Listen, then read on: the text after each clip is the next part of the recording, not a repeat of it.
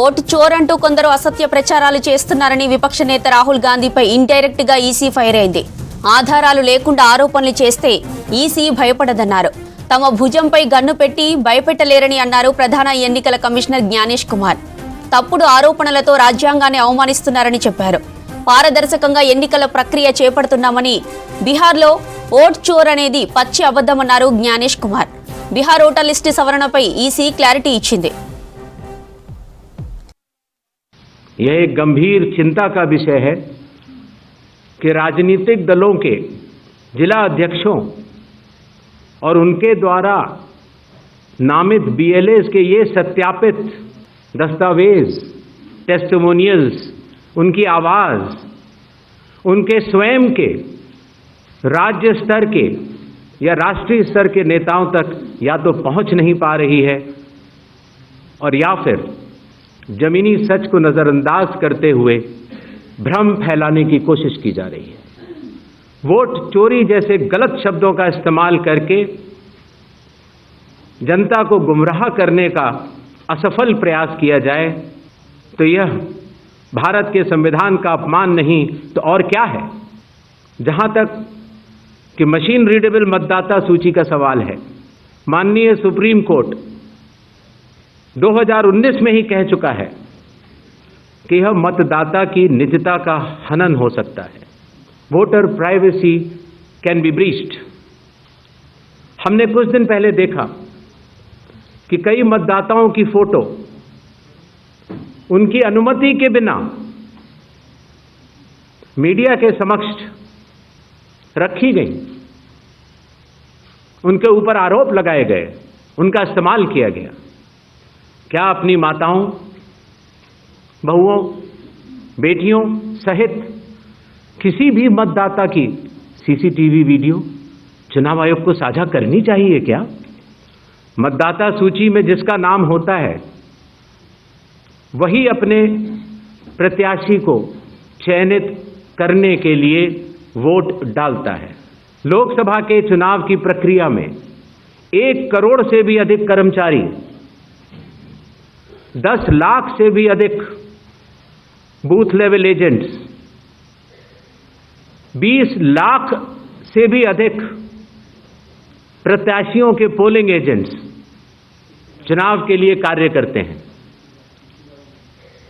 इतने सारे लोगों के समक्ष इतनी पारदर्शी प्रक्रिया में क्या कोई भी मतदाता वोट की चोरी कर सकता है?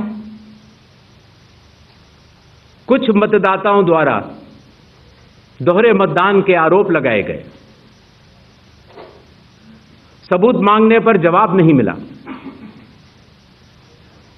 ऐसे मिथ्या आरोपों से न तो चुनाव आयोग डरता है और न ही कोई मतदाता. जब चुनाव आयोग के कंधे पर बंदूक रखकर भारत के मतदाताओं को निशाना बनाकर राजनीति की जा रही हो तो आज चुनाव आयोग सबको स्पष्ट करना चाहता है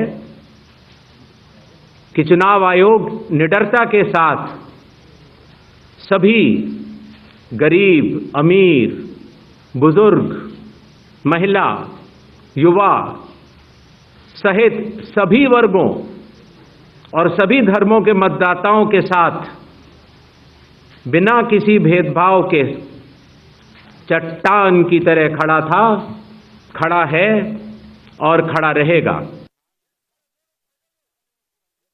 मशीन रीडेबल मतदाता सूची और सर्चेबल मतदाता सूची, दोनों में हमें अंतर समझना होगा. जो चुनाव आयोग की वेबसाइट में मतदाता सूची होती है उसमें आप एपिक नंबर डाल के सर्च कर सकते हैं, डाउनलोड भी कर सकते हैं. इसको मशीन रीडेबल नहीं कहा जाता. मशीन रीडेबल के ऊपर मैंने आपको शुरुआती उसमें बताया था कि 2019 में माननीय सुप्रीम कोर्ट ने भी इस विषय का गहन अध्ययन किया और ये पाया कि मशीन रीडेबल इलेक्टोरल रोल देने से वोटर की प्राइवेसी का हनन हो सकता है. इसलिए मशीन रीडेबल एक अलग चीज़ है। जो मशीन रीडेबल का अर्थ ये होता है कि आप उस इलेक्ट्रोल रोल को पढ़ भी सकते हैं। उसमें अगर आपके पास कंप्यूटर पे वो सूची आ गई तो आप ये फ़ोटो उठा के दूसरी जगह भी डाल सकते हैं। अगर आपने एक व्यक्ति की फ़ोटो दूसरी जगह डाल दी और पलट दी तो वो व्यक्ति वोट ही नहीं कर पाएगा, क्योंकि जब वो वोट करने जाएगा तो उसका चेहरा नहीं मिलेगा। तो मशीन रीडेबल एक अलग चीज़ है, मशीन रीडेबल वर्जित है। तो उसको आप, और ये चुनाव आयोग का अकेला फैसला नहीं है, ये चुनाव आयोग का फैसला माननीय सुप्रीम कोर्ट के जजमेंट के बाद है और 2019 से है। तो मशीन रीडेबल अलग चीज़ हो गई और एक लिस्ट को सर्च करना वो एक अलग विषय हो गया। जब आप एक लिस्ट को सर्च करते हैं तो उसमें एक सवाल यह आया था कि डुप्लीकेट एपिक की समस्या चुनाव आयोग ने जब पहले सॉल्व कर ली तो इस तरह के डुप्लीकेट एपिक दोबारा कैसे आए। डुप्लीकेट एपिक दो तरीके से हो सकते हैं। एक कि एक व्यक्ति जो वेस्ट बंगाल में है, जो व्यक्ति अलग है, उसका एक एपिक नंबर है, और एक व्यक्ति जो हरियाणा में है उसका एपिक नंबर भी वही है। अर्थात एपिक नंबर 1 व्यक्ति 2।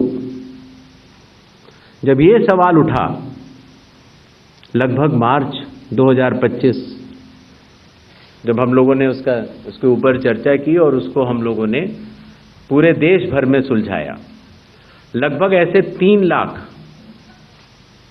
लोग मिले जिनकी एपिक संख्या 1 थी, तो उनकी एपिक संख्या बदल दी गई, जिससे एक ही एपिक से वो 2 लोग न हो, एक ही नंबर